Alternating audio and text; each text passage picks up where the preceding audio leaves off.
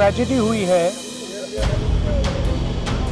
सरकारी ऑफिसर हैं, chief minister ने इनको कमिटमेंट दिया है, 3 दिन पहले कहा था और वो कमिटमेंट पूरा नहीं हो रहा। राहुल गांधी का ये बयान आपको बताने के लिए काफी है कि किस तरीके से हरियाणा सरकार और वहां के प्रशासनिक तंत्र अपने ही अधिकारी की मौत पर कोई कार्रवाई नहीं कर रहे, जबकि मृतक की पत्नी खुद एक आईएएस अधिकारी है। जरा सोच कर देखिए, जिसका आईपीएस पति अपने ही डिपार्टमेंट में हो रही जातिगत दुर्भावना के चलते एक लेटर लिखकर जान दे देता है। 9 दिनों से शव अंतिम संस्कार की राह देख रहा हो, मृतक की पत्नी आईएएस अधिकारी हो, फिर भी सरकार के कान में जू तक नहीं रेंग रही। और ऐसे ही पीड़ित परिवार से मिलने के लिए, उनके दुख का सहभागी बनने के लिए खुद नेता विपक्ष राहुल गांधी को आगे आना पड़ा। दलित कपल है और ये बिल्कुल क्लियर है कि 10-15 दिन से नहीं, 6-7 मतलब सालों से सिस्टमैटिक डिस्क्रिमिनेशन हो रहा है। इस अफसर को डिमोरलाइज करने के लिए, करियर डैमेज करने के लिए, रेप्यूटेशन डैमेज करने के लिए सिस्टमैटिकली दूसरे अफसर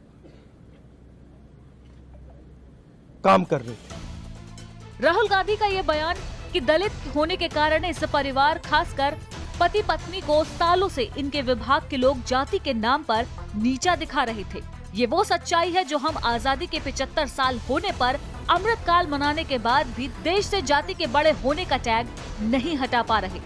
एक कहावत है, इस देश में हर जाति अपनी ही जाति में अपने से छोटे लोग ढूंढते हैं।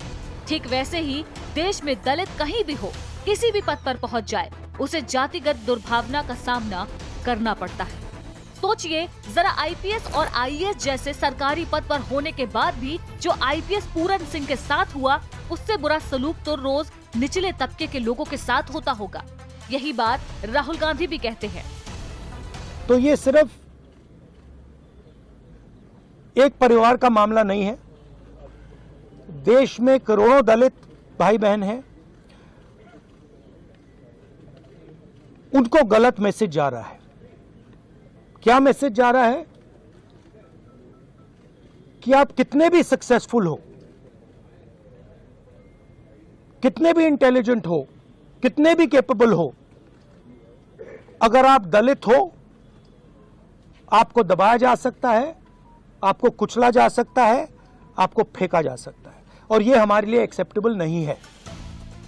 राहुल गांधी ने साफ कहा प्रधानमंत्री और हरियाणा के मुख्यमंत्री से कि आपने पूरन कुमार की 2 बेटियों से जो वादा किया है उसे पूरा करिए, और जो पूरन कुमार का अंतिम संस्कार है उसे होने दीजिए, ये तमाशा बंद करिए। तो मेरा मैसेज है as LOP to prime minister of India, to chief minister of Haryana, आपने इन 2 बेटियों को जो कमिटमेंट दिया है इसको आप पूरा कीजिए, और जो इनका फ्यूनरल है,